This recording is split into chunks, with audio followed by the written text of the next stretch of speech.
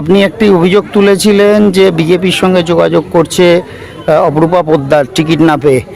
সেক্ষেত্রে শাকির আলী এবং অপরূপা পোদ্দার দুজনেই দাবি করেছেন আপনি মিথ্যে কথা বলেছেন, কি বলবেন? কিছু তো বলতে হবে, হয়তো তৃণমূল থেকে যেটা সারা বছর দেখে আসি, বলেছে মিথ্যা কেসে ফাঁসিয়ে দেবো।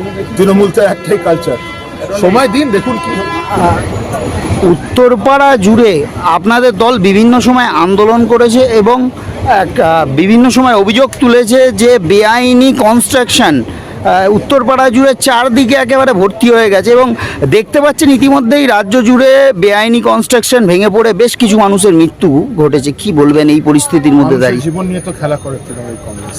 2021-এর পরে কটা লোক মারা গেছে, যবে থেকে তারা শাসন করছে কটা মানুষ মারা গেছে। মানুষের জীবনে কি কোনো মূল্য নেই? এই সিন্ডিকেট রাজ, টাকা পয়সার জন্য মানুষের জীবনের কোনো মূল্য থাকে না।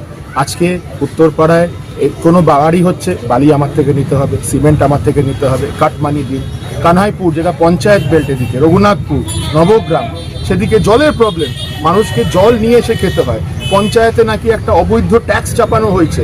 মানুষ এই ট্যাক্সগুলো কেন চাপানো হচ্ছে, করলে কোথায় যাচ্ছে, এগুলো সব খুঁটিয়ে খুঁটিয়ে দেখে যারা যারা চুরি করেছে তাদের সবাইকার প্রতি ব্যবস্থা নেব। মানুষকে বলবো, মোদিজি যেটা বলে, না খাউঙ্গা না খানে দুঙ্গা। সবাইকে সচেতন করছি, যারা যারা চুরি করেছে আপনাদের দিন এবার শেষ। নির্বাচনে জয়ের ব্যাপারে আপনি নিজে কতটা আশাবাদী? আবার বলছি, নরেন্দ্র মোদিজি যেখানে চেহারা, কোথায় ভারতবর্ষকে কোথায় নিয়ে গেছে। তৃণমূলের সাংসদ কি করেছে? ভারতবর্ষর ন্যাশনাল সিকিউরিটিকে বিক্রি করে দিয়েছে ব্যবসায়ীর হাতে। উনি ভারতে দুবাইয়ে অ্যাক্সেস হয়ে যাচ্ছে লগ ইন আইডি পাসওয়ার্ড। এখানকার সাংসদ উনি নকল করে যাচ্ছেন ভারতের উপরাষ্ট্রপতিকে। এই তো কালচার। উন্নয়নের জন্য কি করেছেন? আর একদিকে মোদিজি যিনি বলছেন বিকশিত ভারত গড়ে তুলবেন, মানুষের কল্যাণ হোক। আমি সংকল্প নিয়েছি, আমাদের সকল আজকে বিজেপির কার্যকর্তাদের একটাই সংকল্প, সেরা শ্রীরামপুর, বিকশিত শ্রীরামপুর গড়ে তুলব। মানুষ মোদিজিকে আশীর্বাদ করবে, আমি নিশ্চিত হয়ে বলছি। শঙ্কর বোস এখানে ভারতীয় জনতা পার্টির প্রার্থী শ্রীরামপুর লোকসভা, দিবা স্বপ্ন দেখছে, যে তার দিবা স্বপ্ন দেখছে। আর কল্যাণ ব্যানার্জি হারবে, এটা দিবা স্বপ্ন দেখছে।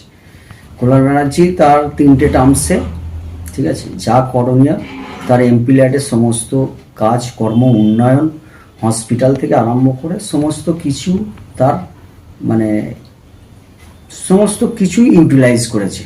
কোনো টাকা রিটার্ন যায়নি। হসপিটাল হতে পারে, অ্যাম্বুলেন্স হতে পারে, ট্রমা অ্যাম্বুলেন্স, রাস্তাঘাট, ডেভেলপমেন্ট এবং সমস্ত সারা বছরে মানুষের সাথে যে যোগাযোগ, সামাজিক উৎসব সবটাই পালন করেছে কল্যাণ ব্যানার্জি। একটা জনপ্রতিনিধির যে কর্তব্য, দায়িত্ব, রেসপন্সিবিলিটি হওয়া দরকার, সেটা একমাত্র কল্যাণ বন্দ্যোপাধ্যায় আমাদের শ্রীরামপুরে খুব ভালোভাবে তিনি পালন করেছেন।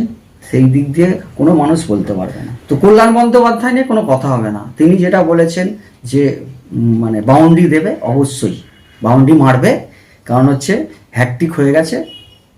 মানুষের আশীর্বাদ কল্যাণ বন্দ্যোপাধ্যায়ের ওপর থাকবেই। কত মার্জিন হতে পারে জয়ের? অবশ্যই থাকবে, মোটামুটি 2 লাখের ওপর তো থাকছেই মার্জিন হচ্ছে এবং তাতে মদত দিচ্ছে তৃণমূল কংগ্রেসের উত্তরপাড়া বোর্ড। কি বলবেন? আমি একটা কথা বলি, যেটা হচ্ছে কবির শঙ্কর বোস বিজেপি কি বলল, আমি এসে কর্ণপাত করছি না। তারা সব কি ভালো কাজ হলেও বলবে, খারাপ কাজ হলেও বলবে, ঠিক আছে, ওদের স্বভাবই এটা। যেটা হচ্ছে আরে ভারতীয় জনতা পার্টি তো টোটালটাই বেআইনি। ভারতবর্ষের কেন্দ্রীয় সরকারটা টোটালটাই বেআইনি কাজ করছে। আমার হচ্ছে আলটিমেট মানুষ, জনগণ যদি এর প্রতিবাদ করে যে উত্তরপাড়ায় বেআইনি কাজ হচ্ছে, ঠিক আছে, আর আমি এটা অস্বীকার করব না, একদমই অস্বীকার করব না যে উত্তরপাড়ায় বেআইনি বিল্ডিং, ঠিক আছে, প্রমোটার যারা করছে, ঠিক আছে, তাদেরকে আমি অবশ্যই বলবো সাবধানে থাকুন, ঠিক আছে। আপনারা কার মদতে, কার ক্ষমতায় এটা করছেন, ঠিক আছে, এটা তো আমাদের তৃণমূল কংগ্রেসের সুপ্রিমো মমতা বন্দ্যোপাধ্যায়, অভিষেক বন্দ্যোপাধ্যায় এই অন্যায়, এই বেআইনি নির্মাণ তার সমস্ত জায়গায় তার সার্কুলার পাঠিয়ে দিয়েছে, রেস্ট্রিকশন করে দিয়েছে যে এই কাজের সাথে যারা জড়িয়ে থাকবে তার ব্যক্তিগত সে জড়িয়ে থাকবে, কোনো পার্টি এর সাথে কোনো থাকবে না। এটা বলেই দিয়েছে মমতা বন্দ্যোপাধ্যায়। মানুষের সাথে থাকা ছাড়া মানুষের এগেনস্টে গিয়ে সমাজের কোনো বেআইনি কাজে পার্টি সাথ দেবে না। আর যারা এই উত্তরপাড়ায় বেশ কিছু বিল্ডিং বেআইনি রয়েছে, বেশ কিছু বিল্ডিং, ঠিক আছে, আর আমি এটা খবর পাচ্ছি কেউ না কেউ তাদেরকে সাপোর্ট মদত দিচ্ছে, নালে এই প্রমোটারদের এত ক্ষমতা হয় না। আর সরাসরি আপনার বোর্ডের বিরুদ্ধে, বোর্ডের কাউন্সিলরদের বিরুদ্ধে বা পদাধিকারীদের বিরুদ্ধে কাটমানির অভিযোগ উঠছে বিজেপির পক্ষ থেকে। আমি আগেই বলেছি যে বিরোধীরা কি বললো আমার কিছু যায় আসে না, কিন্তু আমি কিন্তু মানুষ যে একটা প্রতিবাদ করছে, মানুষ রাস্তায় নামছে এই বেআইনি বিল্ডিংয়ের ব্যাপারে, এটা কিন্তু সমস্ত মানুষ আমরা লক্ষ্য করছি। কিন্তু আমি সেটাই বলছি, যারা মদত করছেন আর যারা প্রমোটারি, যারা এই রকম রাজত্ব চালাচ্ছেন, ঠিক আছে, যে গায়ের জোরে, কিন্তু জানবেন আমাদের সুপ্রিমো অভিষেক বন্দ্যোপাধ্যায়ের কাছে ডে টু ডে কিন্তু ইনফরমেশন যাচ্ছে। আপনারা ভাবছেন খরগোশ যে মুখটা লুকিয়ে রাখছেন, কিছু দেখতে পাচ্ছে না, সব দেখতে পাচ্ছে, সব ওখানে খবর যাচ্ছে। আলটিমেট আমাদের পার্টির বদনাম হচ্ছে।